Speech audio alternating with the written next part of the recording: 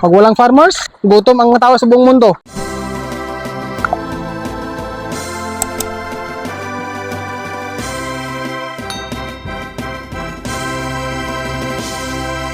Hindi nawawala ng pag-asa sa buhay. While there is life, there is hope. Guys, magandang araw po sa ating lahat. Sa araw na ito, ako po ay magbabahagi sa inyo guys ng papakainin ko muna yung mga baboy ko dito guys sa ating small butter piggery. Pagkatapos po magbigay ng feeding sa aking mga baboy, sa mga inahin at sa fatteners po, ay didiritso po tayo doon sa backyard. Sa likod guys, gardening kasi meron akong ginagawa doon na munting garden na naman, panibagong pagtatanim mga farmers. Let's go!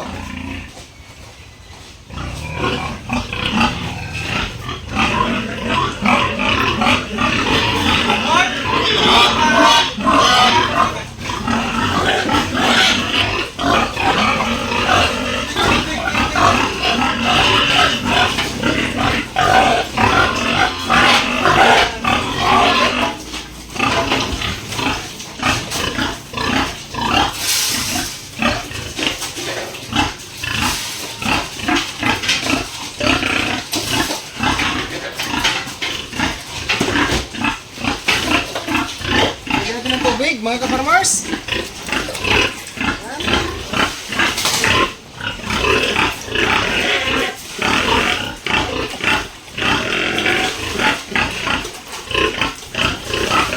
kasi tayo sa mga inahin. Yan. Come on.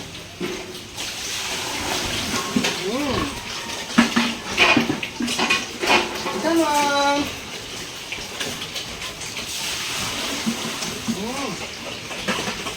Next, kailangan natin siguro ng tabo o kabo para gamitin natin dito sa isang inahin. Alam nyo guys, maulan ngayon sa amin kasi nga may bagyo diba sa ating bansa. Pero sa kabila po ng lahat po, sa kabila ng ganitong panahon ay kondisyon mo si Dodong magbigay ng alaga para sa mga baboy. And okay, at syempre guys, mag-gardening tayo. Okay, dito tayo. Dig. Okay.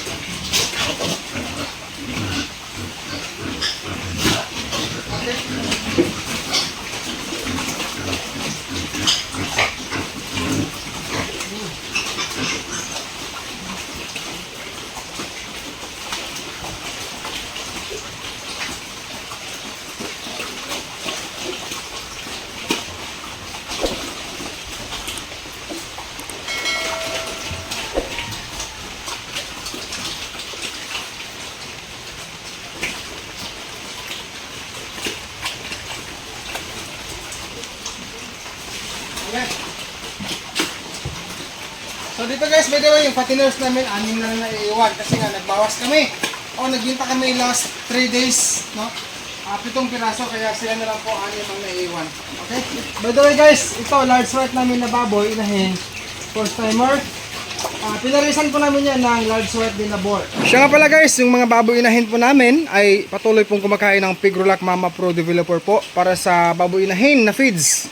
Mula AI hanggang sila po ay magbuntis at hanggang sila po ay mga anak mga ka-farmers, Pigrolac Mama Pro Developer. So dito yung aming tatlong baboy inahin din, ano? Habang sila ay kumakain po ng kanila pong pananghalian, pupunta po tayo guys doon sa likuran. Samahan niyo po ako mga ka-farmers. Let's go! So yan mga ka-farmers, andito po ako ngayon sa aking backyard gardening. Ayan yung mga eggplant ko po mga ka-farmers. No? Meron ding halong sitaw. And then meron din po ditong talbos na kulay violet mga ka-farmers. Talbos ng kamote. Dito din po ang aking mga okra na mga tanim, mga ka-farmers. Ayan. So habang nandoon sa aking baboyan, ang akin pong mga baboy, ay dumito muna tayo mga ka-farmers kasi talagang lahi tayong mangunguma, magsasaka. So by the way, ito po guys, meron akong niready pala. So isingit ko lang to, itong Oxytetracycline Sustaline LA ay pwede pong i-inject sa baboy na meron pong arthritis mga ka-farmers. No, hindi lang yan, pati sa mga pilay, pwede rin to. May trangkaso o lagnat ang baboy, pwede rin po ito mga ka-farmers. 1 ml ang ituturok sa baboy, sa bawat merong 10 kilos ang timbang sa baboy. Ayan, so magpapatuloy tayo mga ka-farmers dito po sa aking backyard gardening project mga ka-farmers. So actually meron akong hinanda mga ka-farmers na pala. Binili namin din ang asarol mga ka-farmers. So let's go! Actually, ka-farmers, kainang umaga, nag-start na ako ditong bungkal ng lupa. Pero kahapon guys, kahapon ng hapon po, ay sinimulan ko ang paghilamon. Kung tatawagin sa aming local dialect, yung maghilamon, ng dadamo ba, no? Mula dito hanggang doon. Yung dyan bandas may unahan, ang palaya yan guys. So dito, tataniman ko po ito ng pwedeng radish, no? Rabanos. Ito guys. So, salamat kay Lord kasi maulan, no? Malambot ang lupa. Wala kasi akong karabaw guys. Dito sa Antique, wala akong alagang karabaw. Kaya ito, pala system. Malambot naman guys ang lupa. Yan. Alam nyo guys, sa totoo lang naisip ko, sadyang na-realize ko po na noong ako po'y nagbakasyon sa amin sa Negros Occidental po nakita ko yung lupa namin doon na sugarcane farm. Na-realize ko ng lubos, napakahalaga ng lupa kapag marunong tayong mag-cultivate. Maganda ang lupa basta marunong tayong magtanim, mag-cultivate. Di naisip ko mga ka-farmers, naisip ko po na habang tinatanaw ko yung mga obreros, habang hinaharvest yung tubo namin doon, tinatanaw ko sila, tinitignan ko, sabi ko maganda ang lupa basta marunong ka lang, masipag ka lang magtanim. Then naisip ko rin po mga kababayan, na sabi ko pagkabalik ko sa Antique, may bakanting lupa doon, ipagpapaalam ko sa landowner kung papayag, tanim-tanim din pag may time, vegetables o kahit anong tanim, pwede.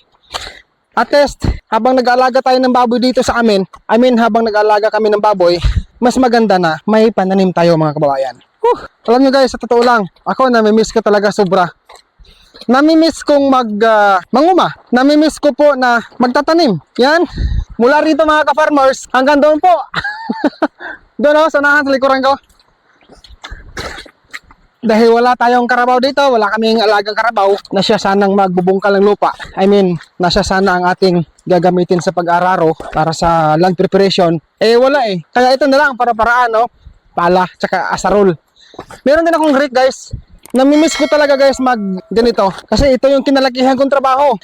Magbubungkal ng lupa, magtatanim. Dumito lang muna ako sa gilid magsimula guys kasi hindi ko kayang lahatin dito kasi malawak-lawak to malapad-lapad yung lupa. Yan, sa ulitin mga ka-farmers, mga beginners dyan, kapag po ang inyong mga baboy, ang mga biik ninyo dyan na meron pong mga pilay, then may pamamaga, sa ganyang case po o sitwasyon, kailangan po bigyan natin ng isa sa mga pwedeng ibigay, yung pinakita ko kanina sa inyo na Sustalin LA. Sa mga ka-farmers ko dyan, proud po ba kayo na tayo ay nagiging farmer? Ako guys, kahit mahirap ang buhay sa probinsya, pero proud po ako. Hindi lang yung kasabihan na I am proud to be a Filipino, kundi proud din po ako na naging farmer ako. Pig farmer, backyard. Kumusta po ang presyo si baboy nyo dyan? Tumaas na po ba? Ngayong buwan ng Hulyo? 2026.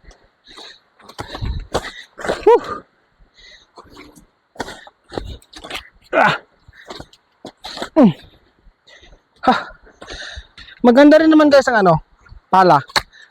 Subukan ko to guys ang asarol. Yun. Okay din naman guys. Yun. Alam niyo ba guys kung sinong bumili nito? Sarol, pala, tsaka Rick. Si misis ko po, binilhan niya ako. Talagang sobrang na-miss ko guys magganito. Ganitong gawain guys. Yan, maganda siya. So, salitan guys.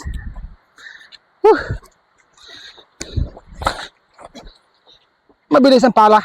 Mas mabilis. By the way, ako po ay nagagalak mga ka-farmers na kayo po ay patuloy pong sumusuporta dito sa aking channel mga ka-farmers. Ayan guys, mahaba rin to Yan Ayan. Yan, gagahapon guys kinuhanan ko ng damo. Yan. Okay. Then dyan po. Yan po. Yun. Let's proceed again.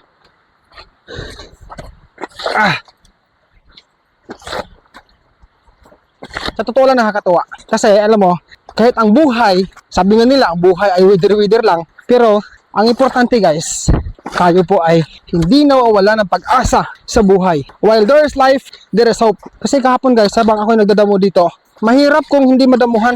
Mahirap magbungkal kung hindi matanggal ang damo, hindi maalis ang damo.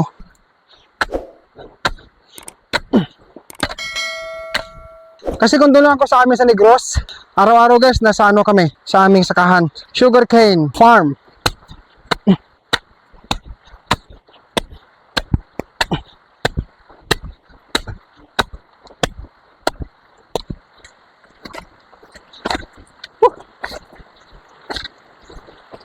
Lumalakas na ho ang ulan, mga ka-farmers. Lumalakas ang ulan. Pero ayos lang ho. Ayos lang. Tara. Yan guys. Yan o, malalim guys oh. Kailangan kasi ibungkal ang lupa eh. No? Kailangan bungkalin ang lupa mga ka-farmers. Dito guys oh, yung aking ampalaya. 1, 2, 3, 4, 5, 6, 7, 8, 9, 10. 10 puno ng ampalaya ang nabuhay sa loob ng 3C. Sa loob ng 3C. 3C na buto. So 10 ang nabuhay. Ang 3 parang inano ng manok. Kinain ng manok. Okay, another one. Tuloy tayo guys. Happy farming! Happy farming! Mga kababayan! Disclaimer lang ha, ang nakikita nyo ngayon na video is kalooban ko po itong gawin. Sino dyan sa inyo guys ang ganito rin ang buhay? Comment down below po mga kababayan. Magbuhay po kayo guys. Pag walang farmers, gutom ang mga tao sa buong mundo.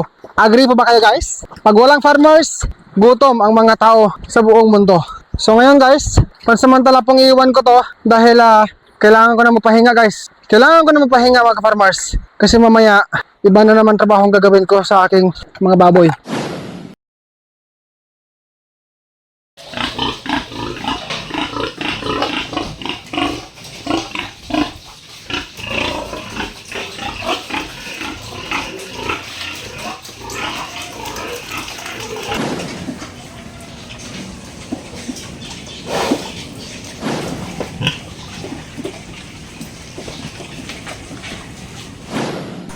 Farmers, maraming salamat po sa papanood sa video na ito. Happy farming po. Bye-bye. See you next time.